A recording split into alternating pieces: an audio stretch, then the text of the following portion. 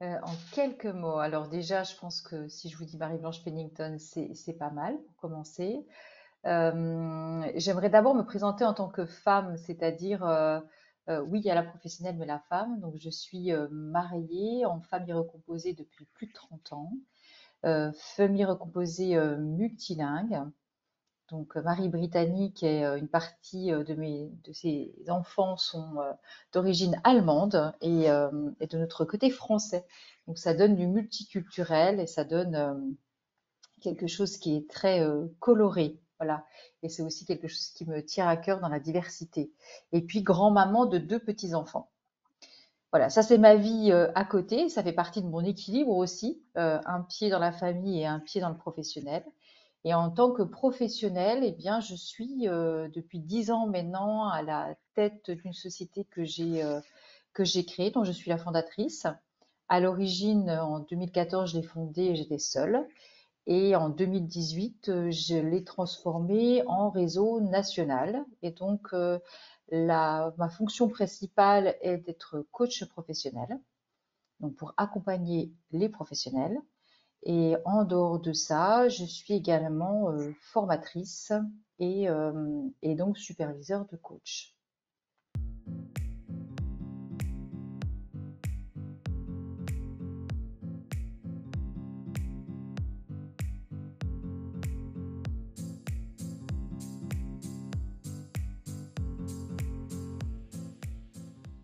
Je porte un regard extrêmement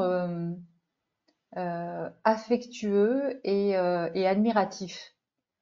Déjà, on a un point commun, c'est d'aimer les êtres humains, c'est-à-dire l'humain. Bien sûr, moi, mon expertise, c'est l'homme et leur expertise, c'est l'animal. Mais on est tourné, eux et moi, donc nous, vers l'humain. Et, euh, et ce sont, comme je l'ai dit, de grands experts qui ont à manier énormément de variétés, de domaines divers et variés que je connaissais peu et que je connaissais mal et que j'apprends au fur et à mesure à connaître et je dis waouh, ouais, admirative en fait, hein, de tout ce qu'ils ont à gérer et à affronter et, euh, et pourtant, quand je les ai rencontrés au séminaire, ils avaient le smile, ils avaient cette humanité.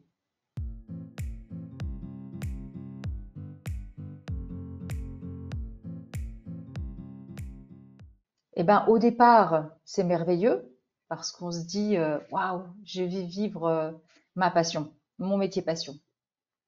Et après, c'est comme si il y avait une chape de plomb au-dessus qui disait parce que tu fais un métier passion, t'as pas le droit de te plaindre.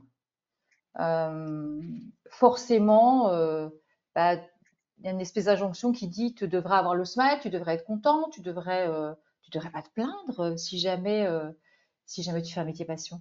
Donc il y a ce revers de la médaille qui est pas forcément connu de l'extérieur.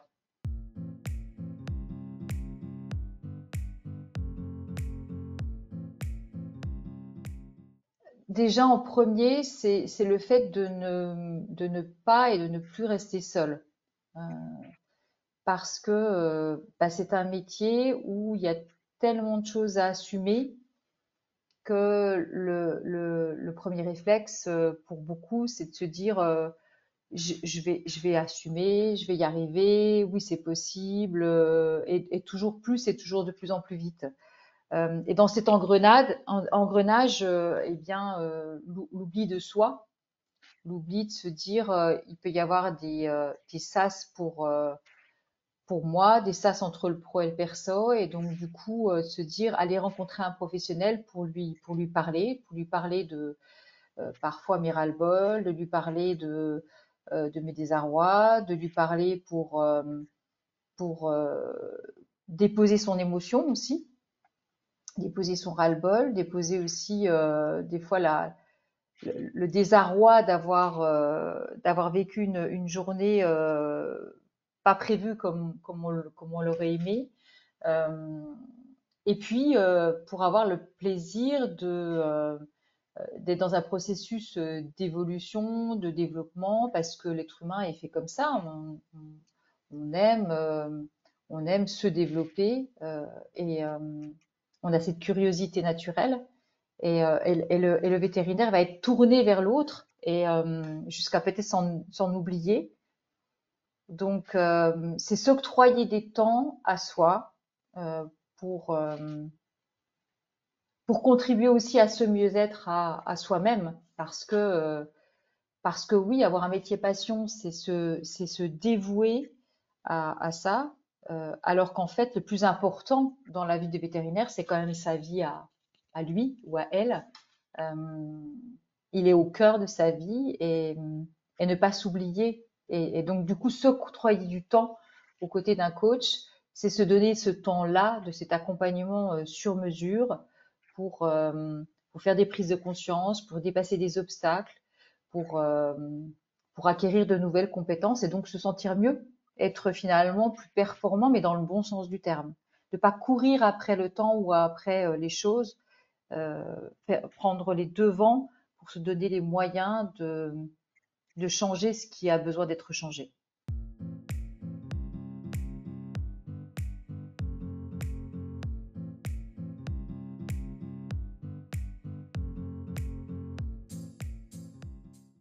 Plusieurs événements, plusieurs choses. Euh, Déjà le fait que mon parcours professionnel a fait que j'ai eu la chance ou j'ai provoqué la chance d'être dans des expériences qui m'ont fait faire la boucle complète. C'est-à-dire de participer à la création d'une filiale française d'un groupe étranger, du développement de cette filiale, où on était 2 et on a fini à 30, de la réussite de cette filiale en termes humains et en termes de notoriété et de chiffre d'affaires. Et ensuite de faire le pas de partir dans une petite entreprise familiale franco-française qui, ça je n'y suis pour rien, a connu des difficultés. Et comme j'étais le bras droit du patron, cette société, après 2 ans dans laquelle j'ai travaillé, après 2 ans, elle a dû faire un dépôt de bilan. Et en fait, moi, j'ai accompagné le processus de revente de l'entreprise qui a pris presque un an. Et j'ai accompagné les repreneurs. Donc, j'ai vu finalement la création jusqu'à la mort et la renaissance d'une entreprise.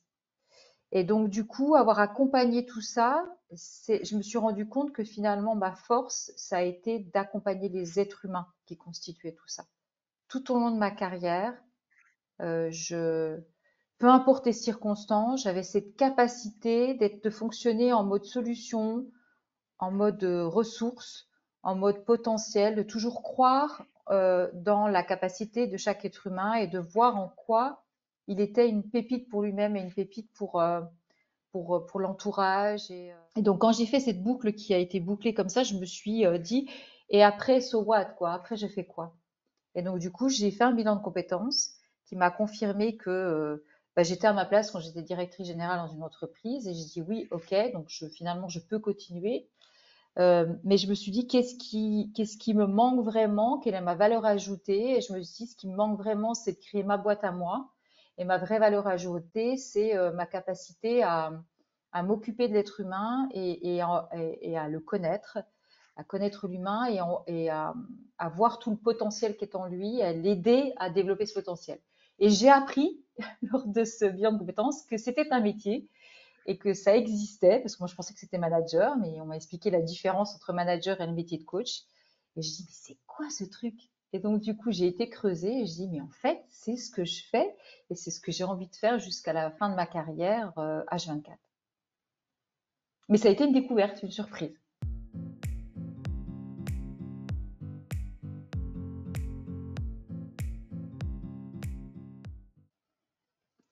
Alors on va souvent choisir un coach par recommandation.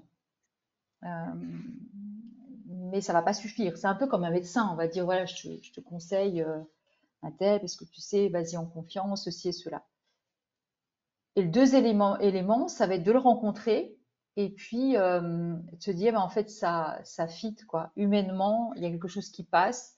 Quand je suis avec cette personne, je me sens en confiance, je me sens bien, quoi. Je me sens finalement chez moi, à ma place, accueillie. Euh, c'est une évidence, en fait. C'est une évidence. Et d'ailleurs, il y a pas il y a pas d'obligation de garder le même coach pendant toute sa vie, j'ai envie de dire. Il peut y avoir aussi des périodes de vie pour lesquelles, bah tiens, ce coach-là va être plus en adéquation avec mon besoin qu'à un autre moment. Ça ne veut pas dire qu'on l'apprécie plus ou qu'il a changé de qualité professionnelle ou même humaine. C'est que juste ça répond à un autre besoin, à un autre moment.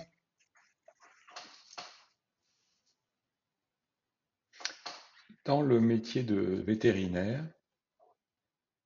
les gens ont peu recours au coaching, ont peu recours à l'idée d'aller demander de l'aide, on va dire.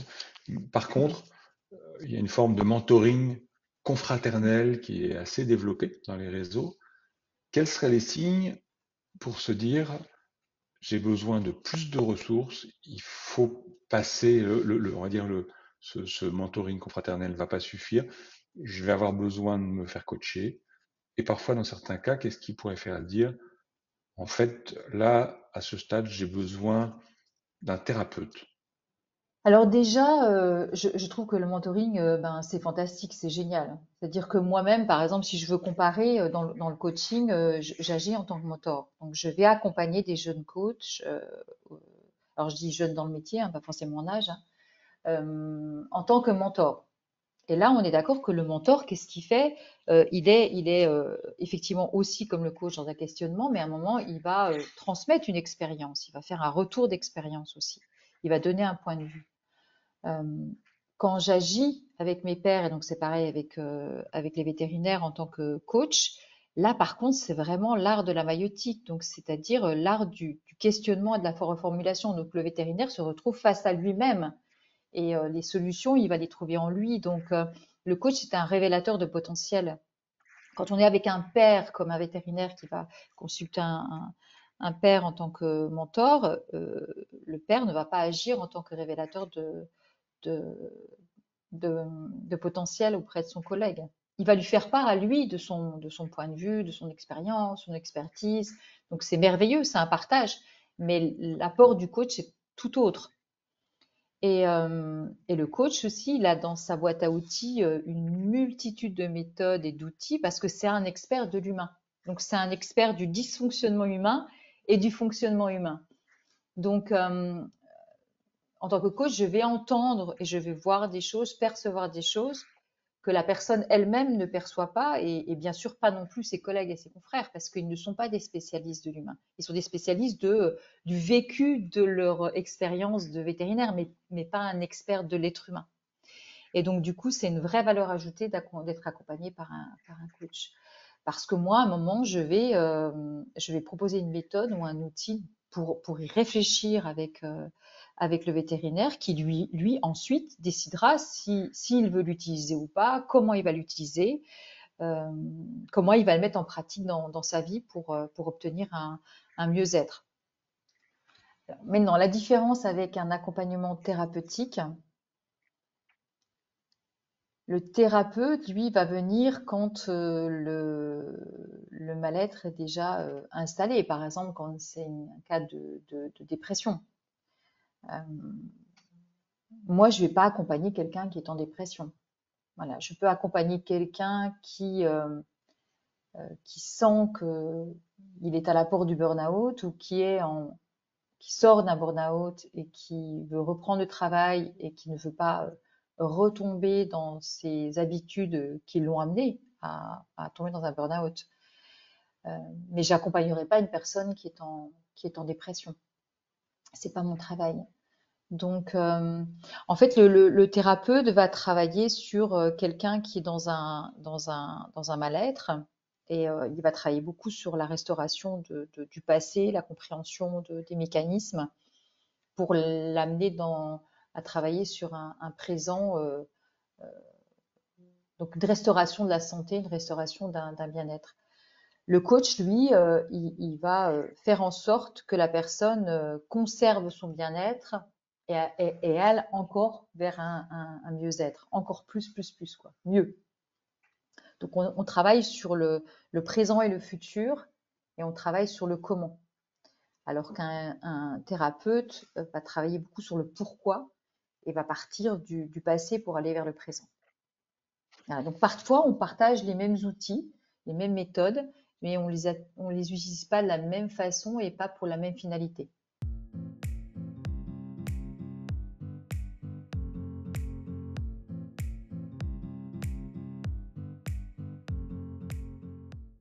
Oh oui, je sais que je ne sais pas. Oui, oui, oui. Oh oui. Oh oui, j'en parlais pas plus tard que ce matin avec mes pairs, justement, parce que Coaxial, c'est aussi ça, hein, le réseau que j'ai créé. C'est du partage entre pairs toutes les semaines sur des sujets divers et variés. Et plus j'avance dans ma pratique, plus je sais que je ne sais pas. Voilà, je sais la densité de choses que je sais, et puis toute la liste des choses que je veux encore apprendre et savoir. Et au-delà de ça, et vous le savez, les vétérinaires aussi, c'est-à-dire que ça avance tellement vite la connaissance qu'on a euh, de l'être humain et donc du coup du milieu médical. Et donc du coup, il y a des choses qu'on pensait savoir avant et on remet complètement en cause en se disant mais non, finalement, ça ne marche pas comme ça. Par exemple, les neurosciences, tout ce qu'elles ont apporté dernièrement à notre métier. Ah, c'est un peu la terre est plate, la terre est ronde. Bah, c'est ça, c'est un jour on pense que c'était ça et puis le lendemain c'est autre chose. Et donc du coup c'est hyper important pour le coach, c'est essentiel éthiquement de continuer sans arrêt à se tenir au courant de tout ce qui est recherche sur le fonctionnement humain et ses comportements. Alors, je parle biologiquement et aussi fonctionnellement, et donc du coup, d'adapter nos outils, nos pratiques, nos connaissances. C'est vertigineux et c'est fantastique, et c'est aussi ce qui fait que j'aime ce métier. C'est que il y a cette remise en cause permanente, ce doute permanent, être le plus loin possible des certitudes.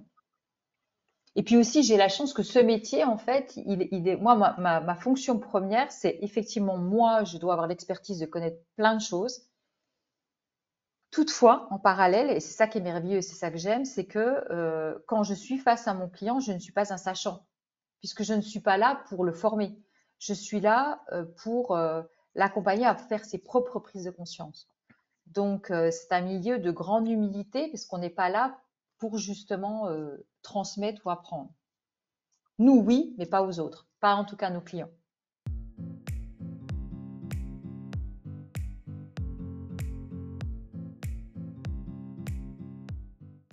Ben, en fait, j'aurais envie de lui répondre la même chose que je dis au coach qui démarre, c'est déjà aller demander à tous ceux qui ont de la bouteille si jamais ils recommençaient, qu'est-ce qu'ils feraient? Qu'est-ce qu'ils feraient, qu'est-ce qu'ils feraient pas, comment ils feraient donc dans l'histoire du mentoring, hein, d'aller demander finalement si vous étiez déjà de nouveau au début de votre carrière et que vous voudriez arriver à là où vous en êtes aujourd'hui, hein, qu'est-ce que vous feriez pareil et qu'est-ce que vous feriez différemment? Déjà ça. Et donc du coup de l'écouter vraiment, c'est-à-dire de prendre des indices et de s'en servir. Maintenant ensuite, ça serait de leur dire poser tout de suite des limites. Dites-vous jusqu'où je suis prêt à aller, jusqu'où je ne suis pas prêt à aller, qu'est-ce qui pour moi est essentiel. Et ensuite, et ça va pas vous étonner, c'est faites-vous accompagner. Voilà, octroyez-vous des temps de formation à vous pour nourrir cette curiosité de l'être humain et ce dépassement et ce besoin d'amélioration, etc. Et puis je dis pas juste vous former toujours sur les techniques propres aux vétérinaires.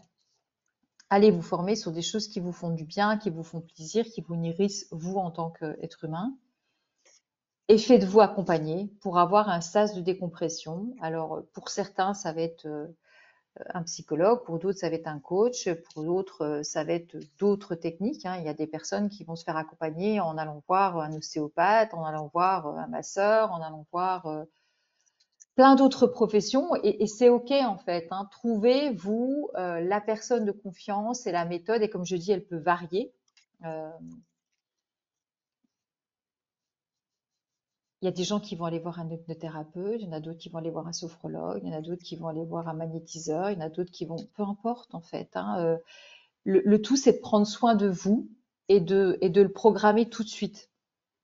Vous dire, voilà, j'ai mon moment à moi, une fois par semaine, ou si je sens que je fatigue, eh ben, c'est peut-être tous les 2 jours. Euh, Par exemple, moi, un truc que je fais, quelque chose que je fais systématiquement, c'est très rare les jours que je le fais pas, je fais la sieste.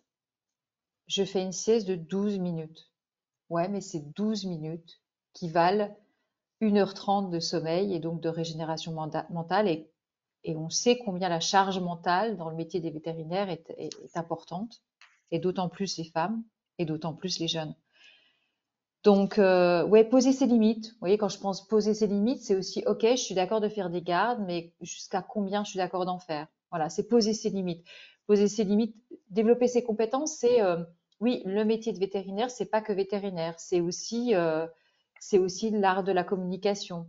Euh, pour pouvoir mettre des limites quand un client n'est pas ok dans sa manière de nous parler. Euh, Comment communiquer avec mes collègues. Voilà, il y a énormément de choses que j'aurais à dire, c'est-à-dire finalement, c'est oui, formez-vous pour aller chercher d'autres compétences que celles de votre expertise de vétérinaire et mettez des limites dès maintenant pour vous préserver ce temps pour vous et d'autant plus que ce temps pour vous, il va être d'autant plus grandissant quand vous allez, si vous décidez de fonder à un moment une famille, un couple et ensuite une famille. Donc, prévoyez-le tout de suite parce que c'est plus difficile ensuite de réduire cette part travail. Une fois que le rythme est installé, une fois qu'on a l'impression que c'est normal et une fois aussi qu'on a donné tellement à ses clients qu'on a l'impression que si on ne leur donne plus autant, on les vole ou on ne fait plus aussi bien son travail. Donc, d'être au clair finalement sur ce qu'on est prêt à donner aux autres et ce qu'on est prêt à se donner à soi. Et puis travailler aussi sur les émotions, voilà, parce que c'est un métier de compassion. Et donc du coup, voilà, qu'est-ce qu'on fait de toutes ces émotions? Voilà, oh là, j'ai répondu sur tellement de choses là, je suis désolée.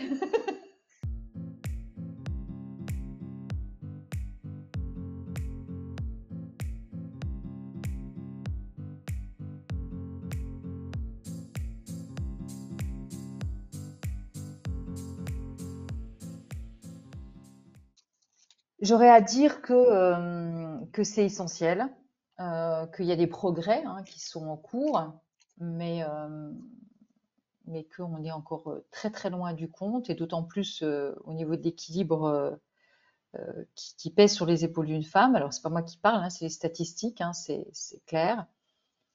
Et là, on en vient à la charge mentale, on en vient au burn-out, on en vient à tout ça. L'équilibre vie pro et vie perso, pareil, c'est quelque chose qu'il est nécessaire d'affronter. Et donc, du coup, de vraiment poser sur papier pour factualiser en termes de chiffres, éclaircir et prendre des décisions et en parler avec les personnes qui partagent notre vie, aussi bien notre vie professionnelle que notre vie personnelle, et, euh, et se répartir les tâches et en fait affronter, en parler, prendre des décisions, faire des plans d'action. Donc on est vraiment dans du coaching, hein, parce que le coaching c'est ça, hein, c'est prendre conscience grâce à la factualisation des choses et ensuite passer à l'action.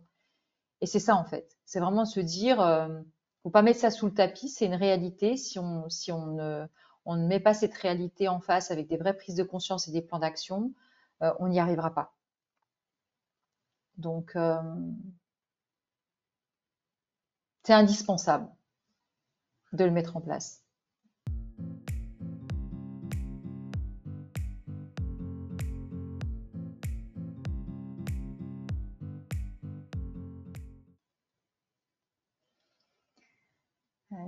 Deux choses qui se complètent. Euh, la première, c'est de voir mes clients heureux, voilà, se donner des autorisations, aller mieux, euh, atteindre leurs objectifs. Tout ça, c'est de la joie, parce que la joie, c'est une énergie de partage et c'est de la joie du coup que je reçois de mes clients. Donc c'est ça. Et, euh, et de l'autre côté, c'est d'avoir la chance d'être dans un métier passion où justement ça nourrit ma curiosité et ma créativité. Parce que j'adore euh, créer, euh, créer des rencontres, créer des outils. euh, et dès que l'occasion m'en est donnée, je saisis cette occasion pour créer. C'est-à-dire que je ne fais jamais, c'est pas bien parce que ça pourrait être beaucoup plus reposant, mais non, c'est pas vrai ce que je dis, parce que ça m'ennuierait et donc du coup je serais fatiguée. Je serais censée avoir mis au point quelque chose et puis bah, le vendre 10 fois la même chose et donc de répéter, ce qui en termes de rentabilité financière serait super. Mais comme je ne suis pas une financière, même si je fais attention à ma société évidemment, je sais que ce qui me nourrit c'est de créer, donc moi je fais du sur-mesure et à chaque fois je refais quelque chose de nouveau. Je fais du sur-mesure.